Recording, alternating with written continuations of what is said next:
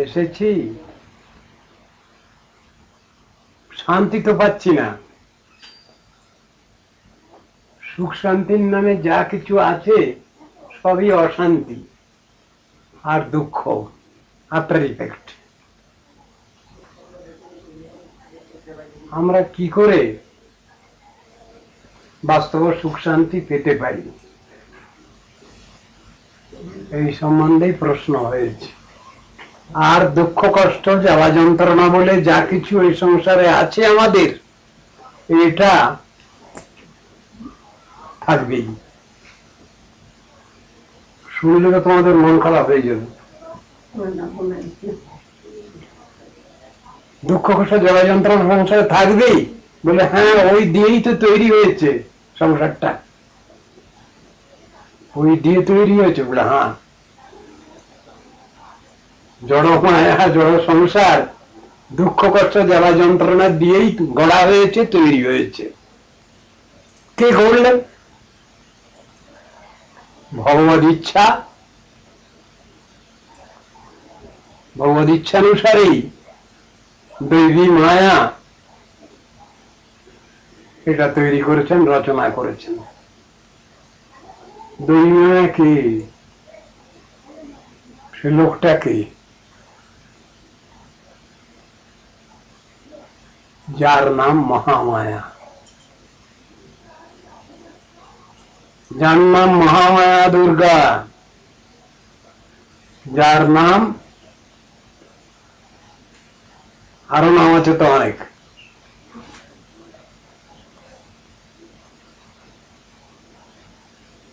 সৃষ্টি স্থিতি প্রলয় সাধন শক্তি রেখা ছাইয়ে বজস্ব ভুবনানি বিভর্তি দুর্গা। এই শাস্ত্রে বলছেন, দুর্গা শব্দ এসে গেল। ইচ্ছানুরূপম অপি যস্য চ চেষ্টতে স্যা। তিনি ভগবানের ইচ্ছানুযায়ী কর্ম করে যাচ্ছেন। সে ভগবান কে? গোবিন্দম আদি পুরুষম তমহং ভজাম। ব্রহ্মাজি তিনি এই স্তব করছেন, গোবিন্দ স্তব। 27টি শ্লোক আছে, তারই একটা শ্লোক, তার মধ্যে এই কথা আছে। দেখো, যিনি ভগবানের ইচ্ছানুসারে কাজ করে যাচ্ছেন। কি কাজটা? তা এই সংসারে যারা এসে পড়েছি আমরা, অধিকাংশই সব কর্মফলবাধ্য জীব বিশেষ।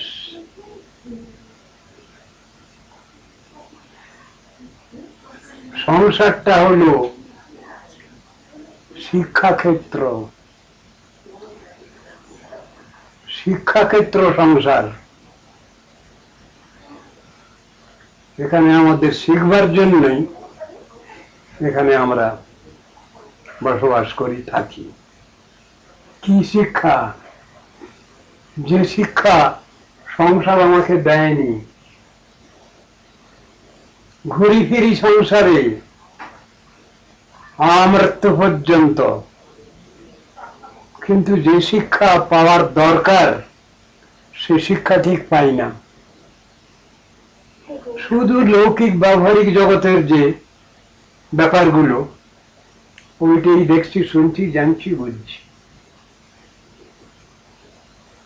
আত্মকল্যাণ সূচক যে শিক্ষা, সেই শিক্ষা সংসারে সমাজে পাওয়া যায় না, বড়ই দুর্লভ। সাধন ভজনের ব্যাপারটা অত্যন্ত দুর্লভ। এ নিয়ে আলোচনা হয় না, এ নিয়ে উপদেশ নির্দেশ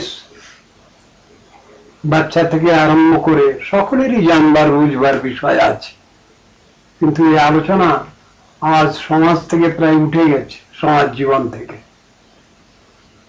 সেই সব কথাগুলো শাস্ত্রে লেখা আছে। প্রশ্ন করেছেন একজন ধার্মিক রাজা, যে প্রশ্নের কথা আগে বলেছি। আমরা সব সংসারে বসবাস করছি, দুঃখ কষ্ট জ্বালা যন্ত্রণা ভোগ করছি, তিনি একজন ধার্মিক রাজা, খুব নাম করা ধার্মিক রাজা, নেমিরাজ, জনক রাজার বংশধর রাজা, বোধ হয় ফিফথ হবেন। ওই আলোটা কি দরকার আছে?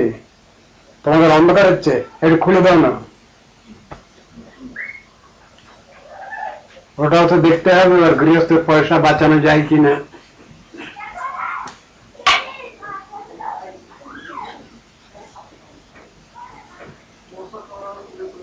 তাহলে জনক রাজার বংশধর পঞ্চম অধস্তন রাজা নেমিরাজ, তিনি এই প্রশ্ন করেছেন কার কাছে? প্রজাগণের কল্যাণের জন্য তিনি স্থানে স্থানে যাগ যজ্ঞাদি করছিলেন। সেই যজ্ঞভূমিতে হঠাৎ হাজির হয়ে গেছেন কজন ঋষি, এক আধজন নয়, 9 জন। এই ঋষিগণ যেখানে যান, ওই 9 জন একসঙ্গেই যান, 9 ভাই, 9 ভাই একসঙ্গেই যান। বলে হ্যাঁ, তাদের ছাড়াছাড়ি হয় না পরস্পর, তাদের ভিতরে এত প্রীতি সম্প্রীতি সেই 9 জন ঋষির মধ্যে। তারা যেখানেই যান 9 জন একসঙ্গেই যান। আজকালকার দিনে রেশনের যুগে এক গৃহস্থ ঘরেতে 9 জন লোক হাজির হলে তাদের আতিথেয়তা দেখাতে নিশ্চয়ই অনেক কষ্ট হয়, তাই না? কিন্তু 9 জন ঋষি একসঙ্গেই যান। ওই যজ্ঞভূমিতে এসে হাজির হয়েছেন 9 জন ঋষি। নাম কি তাদের? কবি, হবি, অন্তরিক্ষ, প্রবুদ্ধ, পিপ্পলায়ন, আবির্হোত্র, দ্রুনীল, চমস, করভাজন। এই 9 জন ঋষি, তারা জগতের কল্যাণের জন্য যত্র যত্র পৃথিবীর যে কোনো জায়গায় তারা চলে যেতেন। শুধু এই জগতে নয়, আরো অন্যান্য জগৎ, মানে আরো কি জগৎ বলুন তো? এখানে ছাড়া অন্যান্য জায়গায় যাতায়াত করতেন। বলে হ্যাঁ, সুরলোক, সিদ্ধলোক, গন্ধর্বলোক, এরকম যত হয়ে আছে সব জায়গায় তারা চলে যেতেন ফ্রিলি। গ্যাসের হেঁটে সব নিয়ে নয়।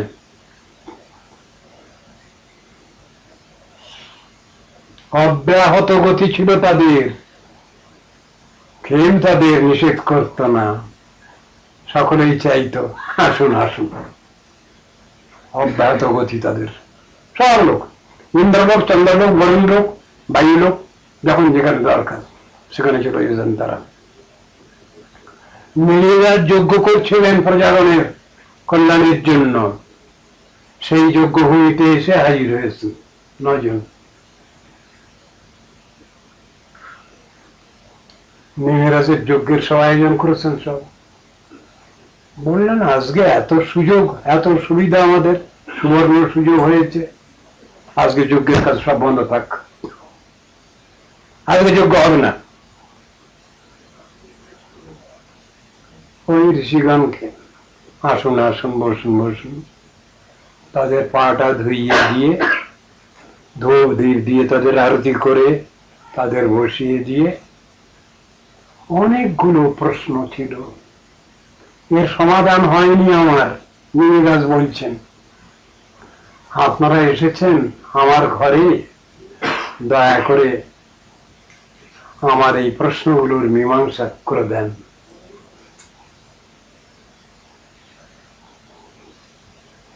এক একজন ঋষির কাছে এক একটা প্রশ্ন করেছেন। 9 জন ঋষির কাছে 9টা প্রশ্ন হয়েছে।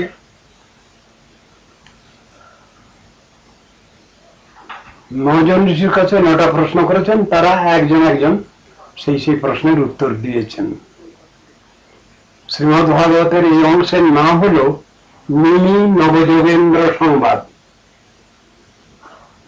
আলোচনার এই অংশের নাম।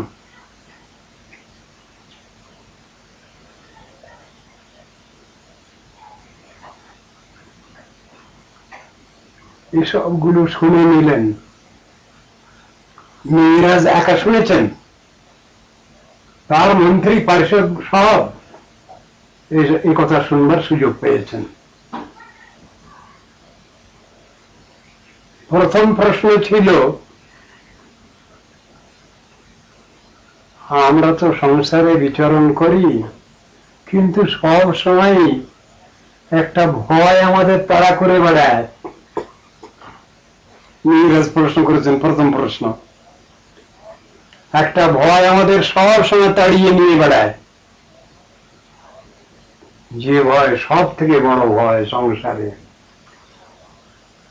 সব থেকে বড় ভয়, যত রকম ধরনের ভয় আছে আমাদের সংসারে, সব থেকে বড় ভয় হলো মৃত্যু ভয়। এর থেকে বড় ভয় সংসারে কিছু হতে পারে না। সেই সম্বন্ধে প্রশ্ন করেছেন। আমার ইচ্ছা, সনাতন ধর্ম যাজন করলে, আত্মধর্ম যাজন করলে, ভাগবত ধর্ম যাজন করলে মানুষ মৃত্যু ভয় এড়িয়ে যায়। আমাকে দয়া করে সেটা বুঝিয়ে দেন।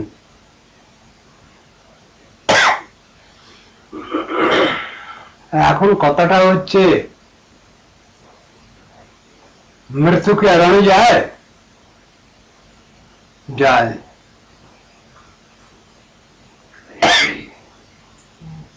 মৃত্যু মানে কি? যদি মৃত্যু শব্দের ব্যাখ্যা করতে বলো তোমরা, ভাগবতে দেওয়া আছে মৃত্যু শব্দের ব্যাখ্যা। মৃত্যু মানে কি? মৃত্যু মানে কি?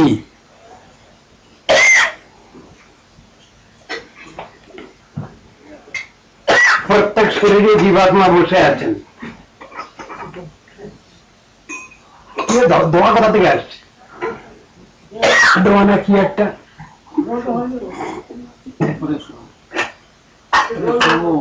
কিছু একটা হচ্ছে।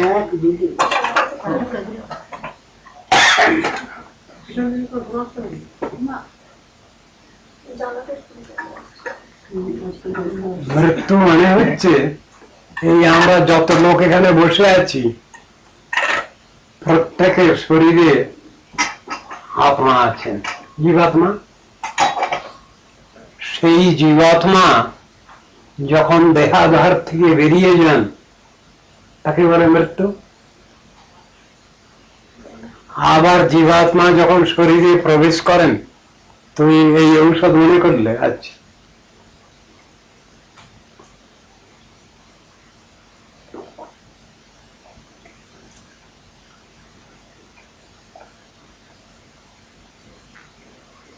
আমি তো এক গ্লাস খেয়েছি আগে। I am very particular. আচ্ছা, জীবাত্মা যখন জড় দেহাধার থেকে বেরিয়ে যান, বিনিষ্ক্রান্ত হন, তখন তাকে বলে মৃত্যু। আর জন্ম,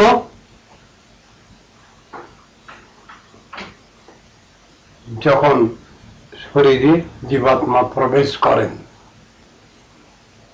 তারপরে মাতৃগর্ভ থেকে যখন জন্মগ্রহণ করেন, তাকে বলে জন্ম। এই নাম জন্ম মৃত্যু রহস্য। বড় গোপনীয় ব্যাপার, যে কথা সকলকে বুঝানো নিষেধ আছে, ছিল এককালে, তবে প্রকাশ হয়ে গেছে যখন, তখন তো আর গোপন নেই। একটা ছেলে, সে বাবার সঙ্গে ঝগড়া করে বা বাবার কথানুসারে মা বাপকে ছেড়ে চলে গেল। এই উপাখ্যান হয়তো আপনাদের অনেকেরই জানা আছে। ছেলেটার বয়স ছিল 5 বছর, কিন্তু পূর্বজন্মের সাধনার এত জোর তার, তাই বাপের সঙ্গে একটু ঝগড়া হচ্ছে। ছেলেটা মানে সে সাধারণ শিশু নয়। তার পিতাও একজন রাজা, তিনি অনেক দান ধর্ম করছেন, অনেক। ছেলেটা খুব জ্ঞানী গুণী, 5 বছরের ছেলেটা, সেই বাবাকে শোকজ করছে, গাভী দান করছেন। ছেলেটা দেখে ভীষণ বিরক্ত হচ্ছে। বাবা, তুমি সব গোয়াল খালি করছো, যাদের দান করছো সব ব্রাহ্মণদের বৈষ্ণবদের দান করছো, তো সেই বুড়ো বুড়ো গাড়িগুলো দান করছো কেন? যারা দুধ দেবে না, বাচ্চা দেবে না, সেইগুলো তুমি দান করে কি পুণ্য করবে তুমি? কথাটা ঠিকই। বারবার ওরকম জিজ্ঞাসা করাতে বাপের রাগ হয়ে গেছে।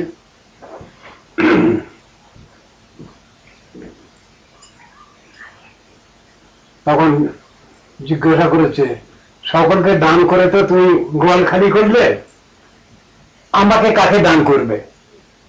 ওই বাচ্চা ছেলেটা বলছে, আমাকে কাকে দান করবে? পট করে বলে ফেললেন তিনি, যা জমকে দিলাম, জমকে দিলাম। এ বলবার সঙ্গে সঙ্গে তাহলে চললাম আমি। জমালয়ে জীবন্ত মানুষ। আমি তো সিনেমা দেখিনি, তবে সিনেমা কাকে বলে তা তো পড়েছি বইতে। ওরকম ধরনের অনেক সিনেমার কথাই হয়তো শাস্ত্রেও আছে।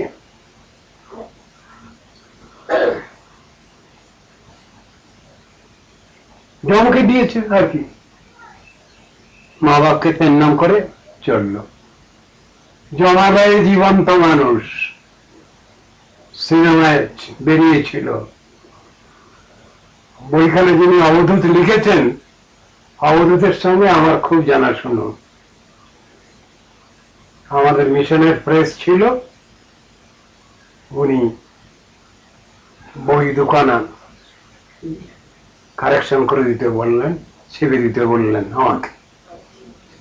বহুদিন আগেকার কথা, অন্তত 25 বছর তো বটেই, আরো আগে।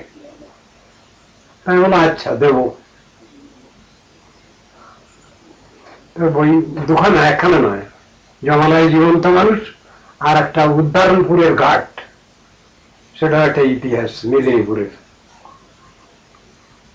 ওই দোকানে বই আমি ছেপে দিয়েছিলাম, তারপরে ওটা সিনেমায় চলে গেছে বইটা। জমালয়ে জীবন্ত মানুষ গিয়ে হাজির হয়েছে। যমরাজের ভবনে গিয়ে হাজির হয়েছেন। যে যমরাজের নাম শুনলে আমরা ভয়ে ঠক ঠক করে কাঁপি, কিন্তু বৈষ্ণব যারা, ভক্ত যারা, তারা কিন্তু কাঁপেন না। কেন? যমরাজ তো বৈষ্ণব, শ্রেষ্ঠ বৈষ্ণব যমরাজ, আর তার স্ত্রীও পরমা বৈষ্ণবী। যমরাজের গৃহিণীর নাম কি বলো তো, কও তোমরা। আমি অনেকবার বলেছি পাঠে এখানে। যমরাজের গৃহিণীর নাম কি? শ্যামলা। শ্যামলী নয়, শ্যামলা।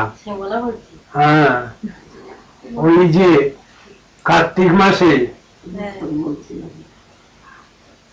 দীপদান করতে হয়, তাতে মন্ত্রতে লেখা আছে ওর নাম, মৃত্যুনা পার্শ্বদণ্ডাভ্যাং কাল শ্যামলায়া সহ। যমদীপং বহির্দদ্যাৎ অপমৃত্যুর্বিনশ্যতি। মন্ত্র আছে, সেই মন্ত্র দিয়ে 7 দিক দান করতে হয়। বাড়ির বাইরের গেটে 7টা প্রদীপ দিতে হয়। যন্ত্রদোষী বলে তাকে। শ্যামলা গিয়ে হাজির হয়েছেন সেই 5 বছরের ছেলেটি। নাম কি তার? নচিকেতা। উপনিষদে তার ইতিহাস আছে, উপাখ্যান আছে। যমরাজ তখন অনুপস্থিত। যমরাজের বহু কাজ। বৈষ্ণব লোকটা কিন্তু ডিউটি ভয়ানক। সার্কেল অফিসার বললেও ভুল হবে না, বহু তদারকি করতে হয়। নাম করা 28টা নরক, অর্থ অনেক আছে, সব দেখভাল করতে হয় তাকে।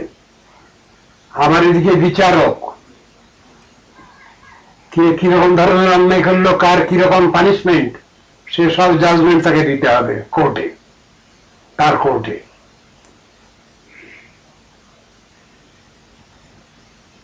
যমরাজ নাই, বেরিয়ে গেছেন। তার স্ত্রী এগিয়ে এসছেন। বাবা, এ ছেলে তো ছেলে নয়, দেবতা নিশ্চয়। সশরীরে গিয়ে হাজির হয়েছে জমালয়ে, যেটা হয় না সাধারণ ভাবে। এখানকার পঞ্চভৌতিক শরীর নিয়ে যাওয়া যায় না সেখানে, কিন্তু এই ছেলেটা গেল। আপনি এসেছেন, উনি তো বাইরে গেছেন, আপনি মাননীয় অতিথি আমাদের, আপনি স্নান টান করুন, প্রসাদ প্রসাদ পান, বিশ্রাম করুন, উনি এলে দেখা হবে। আগে আমি তার সঙ্গে দেখা করব, সাক্ষাৎ হবে, তারপর আমি স্নান করব, খাবো। যমরাজের দোরের গোড়াতেই বসে পড়ল ওই ছেলে নচিকেতা। 1 দিন গেল, 2 দিন গেল, 3 দিন গেল, যমরাজ ফেরেন না।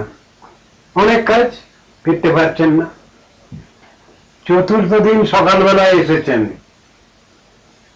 দেখেন দরজার গোড়ায় ভিআইপি গেস্ট বসে আছে। এসেই উনিও প্রণাম করেছেন যমরাজকে, যমরাজও ওকে প্রণাম করলেন। যমরাজ বললেন, আমি তো থাকতে পারিনি, আপনি এসছেন, বড় অসুবিধা কষ্ট আপনার, আমি অপরাধ করেছি আপনার কাছে। ওই ছেলেকে বলছেন যমরাজ, বৈষ্ণব লোকের অবস্থা দেখো কেমন, আপনি তো খুব বৈষ্ণব, পরম বৈষ্ণব, বুঝতে পারছি। সাধন ভজনের অনেক বল আপনার, তাই সেই বল নিয়ে আপনি এসছেন এখানে। আমার যে দোষ ত্রুটি হয়েছে, অপরাধ হয়েছে আপনার কাছে, এইটা ক্ষমা চাইছি। যমরাজ ক্ষমা চাইছিল এই বাচ্চা ছেলের কাছে, বলছেন আপনি আমাকে ক্ষমা করুন, আর 3 দিন আমি অনুপস্থিত ছিলাম, এই জন্য 3টে বর দেবো আপনাকে, আমার এটা কাটান দেওয়ার জন্য। আপনি 3টে বর চান।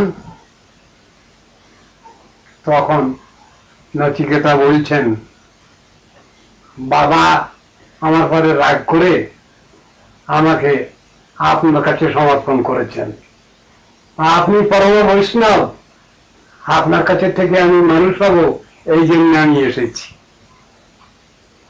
তা বাবার যেন ওই রাগ না থাকে, মার তো আর রাগ ছিল না, বাবারই রাগ ছিল। যাই হোক, আপনি আমাকে আশীর্বাদ করুন, বাবার যেন আমার পরে কোনো রাগ না থাকে। তথাস্তু। একটা আশীর্বাদ হয়ে গেল। 2 নম্বর, আমি ব্রহ্মতত্ত্ব, ভগবত তত্ত্ব, আত্মতত্ত্ব জানতে চাই। সব উপদেশ করলেন। তৃতীয় বর, 3 নম্বরের এ চান কি কি কি লাগবে আপনার? তখন উনি বললেন, আমাকে জন্ম মৃত্যুর রহস্য বলতে হবে। ছেলেটা কেমন শয়তান দেখো, 5 বছরের ছেলে যমরাজকে বলছেন যে আমার তৃতীয় বর আমি চাইছি আপনার কাছে, আমাকে জন্ম মৃত্যুর রহস্য বলতে হবে।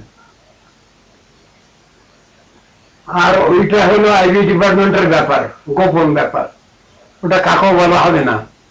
মায়াবদ্ধ সংসারের জীব কাকো বলা হবে না ওটা। ওইটাই জানতে চাইছে ছেলেটা। ওটা কিছুতেই বলবেন না। ওই নিয়ে ঘুরিয়ে ফিরিয়ে ওকে বলতে লাগলেন, তুমি এসব ছেলে মানুষ, তুমি এসব কি কি বলছো সব? ওসব জেনে তোমার কি হবে? তুমি এছাড়া আর যা চাইবে আমার কাছে তাই আমি দেবো তোমাকে, বলছি। আমি যা প্রশ্ন করেছি আমি ওইটাই জানবো। মাঝখানে একবার এক ধমক দিয়ে দেবেন। দেখতে তো ছেলে মানুষ, কিন্তু ছেলে তো ছেলে না, পিলে নাকি?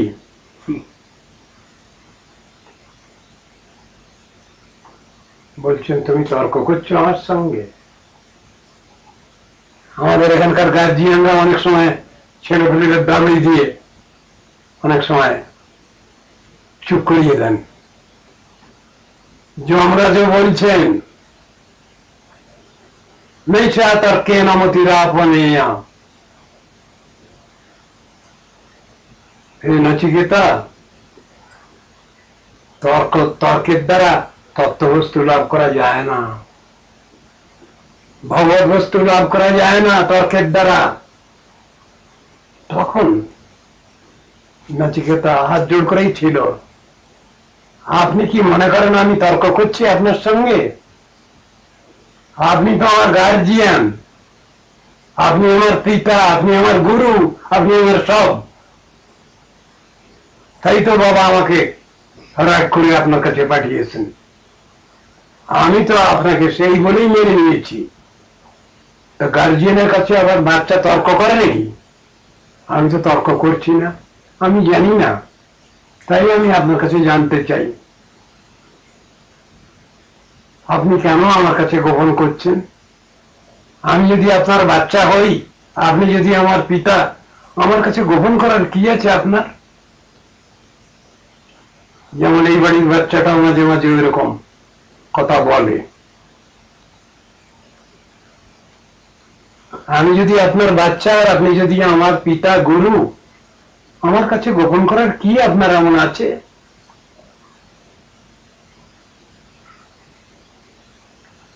বহু রকম ধরনের ফিকিরফন্দি করলেন যমরাজ।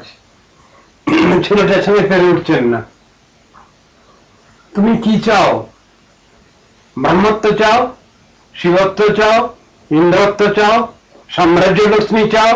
তুমি যা চাইবে তাই দেবো তোমাকে, কিচ্ছু চাই না ওসব। আমি তত্ত্ব সিদ্ধান্ত জানতে চাই আপনার কাছে, সেই জন্যই আমি এসেছি।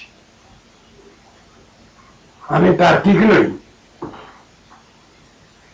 আমি তার্কিক নই। আপনি আমাকে দয়া করে বলুন। কিছুতেই পেরে উঠলেন না বাচ্চার সঙ্গে, 5 বছরের বাচ্চা। কিন্তু কত শত শত বর্ষের অভিজ্ঞতা ওই বাচ্চার মধ্যে আছে, সেটা তো জানতে পেরেছেন, বুঝতে পেরেছেন যমরাজ।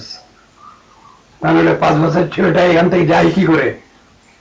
এই সার্কেল বডি নিয়ে, পঞ্চভৌতিক শরীর নিয়ে সে কি করে গেল, যেটা অসম্ভব সম্পূর্ণ অন্যের পক্ষে। তাহলে ওই বাচ্চার কি কেমন ধরনের সাধনার জোর, সেটা যমরাজ জানেন, বুঝতে পেরেছেন। তুমি কাকু বলবে না তো? না, বলবো না। জন্মমৃত্যু রহস্য বললেন তাকে, কিন্তু তিনি যদি না বলে দিয়েছেন তাহলে আমরা জানতে পারছি কি করে? উপনিষদে সব বর্ণনা আছে, বৃহদারণ্যক উপনিষদ, ছান্দোক্য উপনিষদের বর্ণনা আছে সব জন্ম মৃত্যু রহস্য। তিনি যদি না বলে দিয়েছিলেন তাহলে আমরা জানতে পারছি কি করে? তত্ত্বদর্শন এইভাবেই জগতে প্রচারিত হয়। যমরাজকে সন্তুষ্ট করেছেন তিনি শ্রদ্ধায়, ভক্তিতে। যমরাজকে, যে যমরাজের নাম শুনলে আমরা ভয় মরি, তিনি তো পরমা বৈষ্ণব, আর তার গৃহিণী পরমা বৈষ্ণবী শ্যামলা দেবী।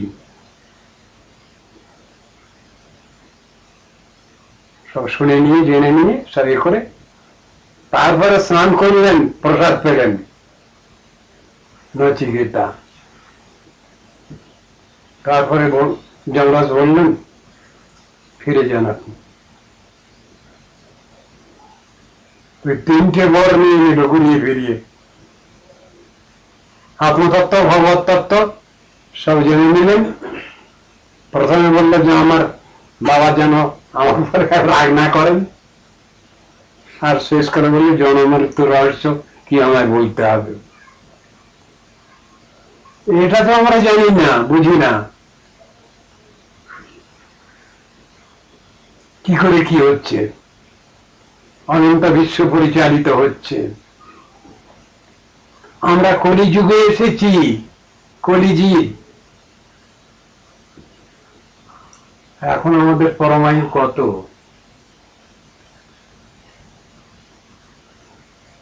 বলো তো জামাইবাবু, বলো পরমায়ু কত আমাদের? সত্য যুগে পরমায়ু 1000 বৎসর। তখন তপস্যা করে ভগবানকে লাভ করা যেত। ত্রেতা যুগে পরমায়ু একটু কমল, দ্বাপর যুগে আর একটু কমল, এখন কলিকাল। কলিকালে আমাদের পরমায়ু কত গো? শাস্ত্র অনুসারে ঠিক ঠিক বলবো, কোন কোন জায়গায় লেখা আছে 120 বৎসর পর্যন্ত, কিন্তু জেনারেল লেখা আছে আয়ু বর্ষ শতম, 100 পরমায়ু। কিন্তু 100 কি আমরা বাঁচি? প্রহ্লাদ মহারাজ যা হিসাব দিয়েছেন ভাগবতে, ঘুমেতে আমাদের কেটে যায় অর্ধেক পরমায়ু। 100 50 বছর হয়ে যায়। আর এখনকার যা রিপোর্ট, সে শুনলে তো চক্ষু চড়ক গাছ, আমাদের মাথা খারাপ। ছোট মা কত পরমায়ু দাঁড়িয়েছে এখন। ওয়ার্ল্ড স্ট্যাটিস্টিক্স এখন বলছে ভারতবাসী আমরা, আমাদের গড় পরমায়ু 42 বছর। হরি বল,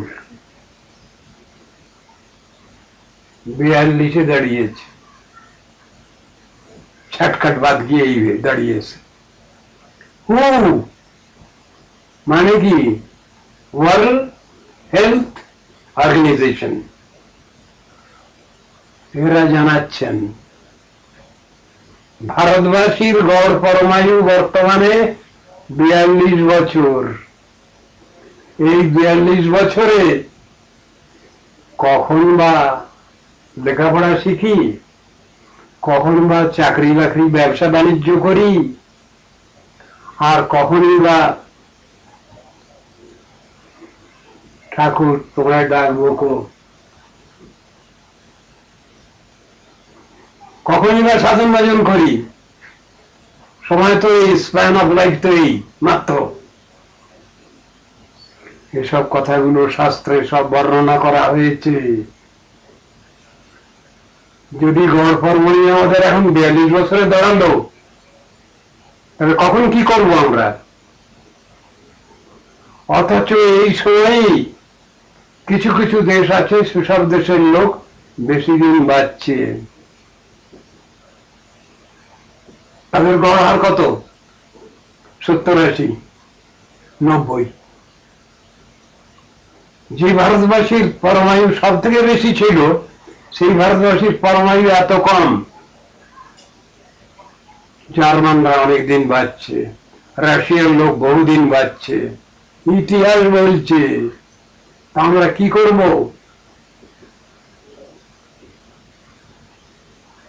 হরি তোমায় ডাকবো সময় কই। একটু ভগবানের নাম টাম করো না, একটু ভগবানের চিন্তা ভাবনা রাখো, একটু নীতি আদর্শ মেনে চলো, ঠাকুর ঠুকুর দেবর দিকে একটু ভক্তি করো। তোর উত্তর কি দিয়ে দিচ্ছি আমরা? হরি তোমায় ডাকবো সময় করি, no time, no time at all, এই বলে দিচ্ছি।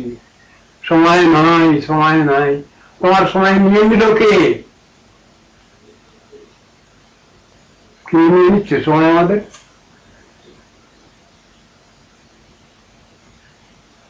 আমরাই নষ্ট করে ফেলছি।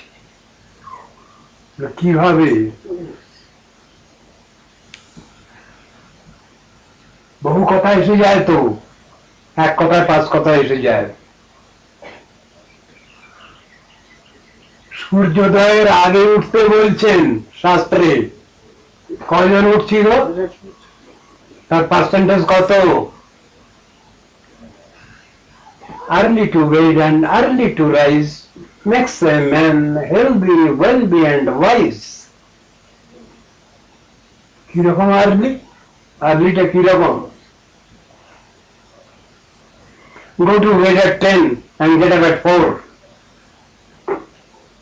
শাস্ত্রের কথাগুলো বলা আছে এইভাবে। ওইটাই একজন অ্যাডাল্টের পক্ষে ওই কয় ঘন্টা বিশ্রাম যথেষ্ট, 6 ঘন্টা বিশ্রাম। শিশুদের জন্য অ্যালটেড আছে 8 ঘন্টা থেকে 10 ঘন্টা। বৃদ্ধ বৃদ্ধা রোগী তাদের 8 ঘন্টা 10 ঘন্টা অ্যালটেড, এবং 12 ঘন্টা। কিন্তু সুস্থ শরীর যারা, অ্যাডাল্ট যারা, 6 hours rest is a complete rest for an adult. একথা শাস্ত্রে লেখা আছে এবং স্বাস্থ্য বিভাগও বলছে। আমরা করছি না কেন?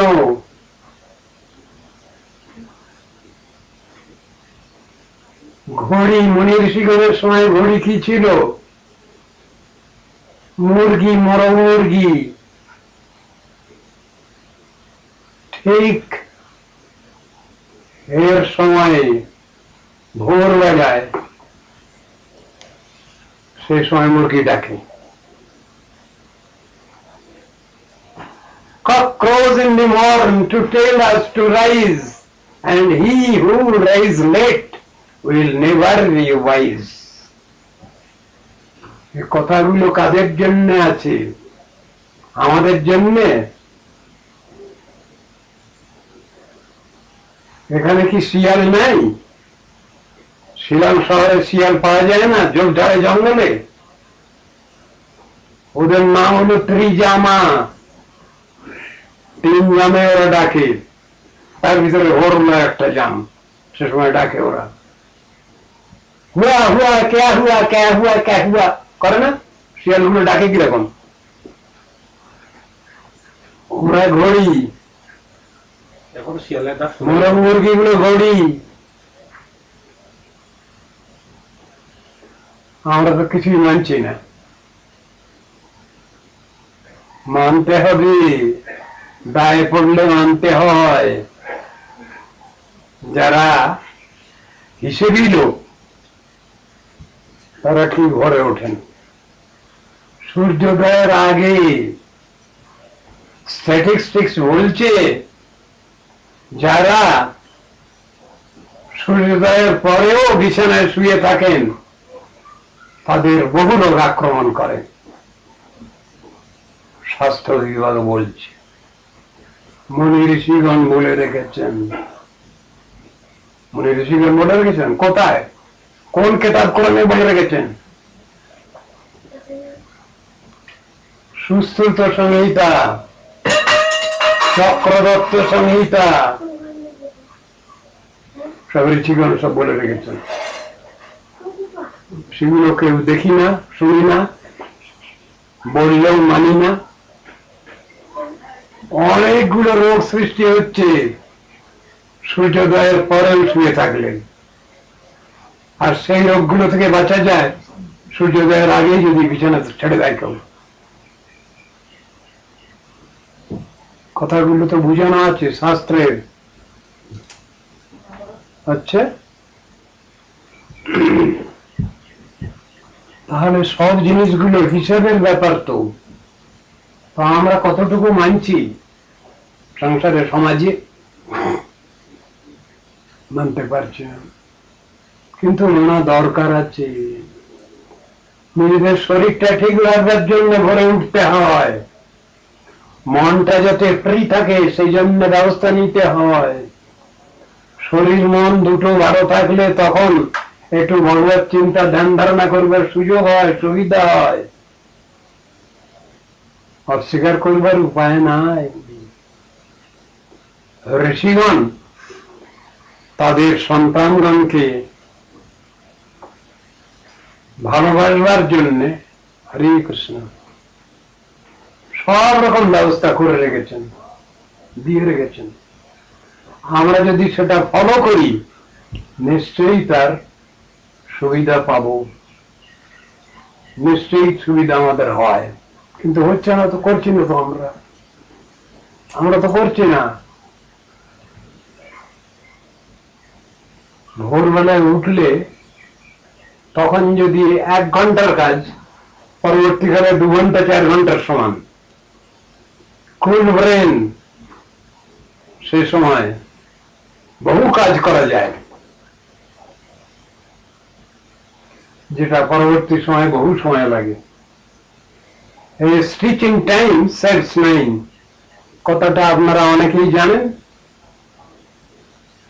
সময়ের 1 ঘন্টা অসময়ের 2-4 ঘন্টার সমান।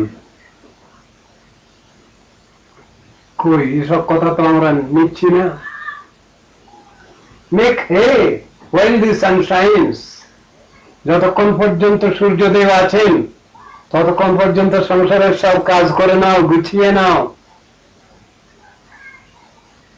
কথাগুলো বলা আছে তো, কি ব্যবস্থা নিচ্ছি আমরা? ঠিক তালে চলতে পারছি না তো। Time and tide wait for নান।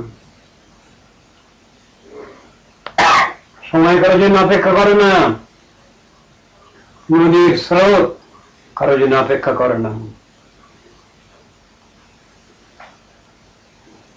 তার সঙ্গে আমাদের তাল দিয়ে চলতে হবে। আমরা তো সব ভুলে যাই। Time and tide wait for none, সব জিনিসটাই বুঝতে হবে আমাদের। আমরা অবুঝ হয়ে বসে আছি। তাই প্রশ্ন করেছেন, মেনি মেনি থ্যাঙ্কস। কি বললেন আপনি? গালাগালি দিলেন নাকি? না না, ধন্যবাদ দিয়েছি তোমায়, যাও।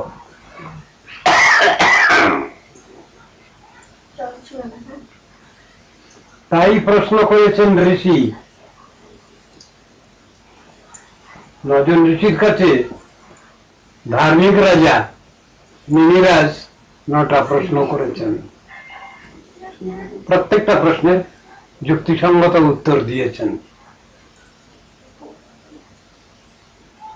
প্রায় শেষ প্রশ্নটা হলো এইটা, সংসারে আমরা বাস করি, দুঃখ কষ্ট জ্বালা যন্ত্রণায় মরছি, আমরা কি করে আমাদের ভালোটা নিয়ে চলতে পারবো? ওই প্রশ্ন করেছেন। যারা আমরা এখানে বসে আছি প্রত্যেকে প্রত্যেককে জিজ্ঞাসা করুন, তুমি সংসারে যে কাজ করছো কি জন্য করছো? সকলের উত্তরটা একই রকমের, কি আমাদের দুঃখ কষ্ট জ্বালা যন্ত্রণা চলে যায়, আমরা সুখ শান্তি লাভ করি, সকলেরই একই কথা। কিন্তু কি করলে সেই দুঃখ জ্বালা যন্ত্রণা যাবে আর বাস্তব সুখ শান্তি আমরা লাভ করব, এটা কিন্তু আমাদের জানা নেই। এই প্রসিডিওর আমাদের জানা নেই, শেখা হয়নি। সেইটি শাস্ত্র শিখিয়ে রেখেছেন, কিন্তু শাস্ত্রের কথা শুনছি না তো, মানছি না তো আমরা। তা কি করে হবে সেটা? তাই বললেন কর্মণি আরম্ভমানানাম দুঃখ হত্যই সুখায়। আমরা যে সংসারে কর্মাচরণ করছি, উদয়াস্ত পরিশ্রম করছি, মাথার ঘাম পায়ে ফেলে দৌড়ঝাঁপ করছি, কি জন্য? আমাদের সব দুঃখ কষ্ট জ্বালা যন্ত্রণা লাঘব হবে, নেগেটিভ সাইড। পজিটিভ সাইড, সুখ শান্তি লাভ করব। এই জন্য সংসারে আমাদের কর্মাচরণ। ভাগবত বলছেন, কৃষ্ণদ্বৈপায়ন বেদব্যাস বলছেন, সুখদেব গোস্বামী বলছেন, যা আমরা ভাবি তা সবসময় সেটা হয় না। পশ্চাৎ পাক বিপর্যাসম, আমি যা চাই তা পাই না, যাহা পাই তাহা আর চাই না। কেন? আমার যে ডিমান্ড সেটা হচ্ছে না, সুতরাং দরকার নেই। তাহলে তো বুঝেও বুঝলাম না ব্যাপারটা।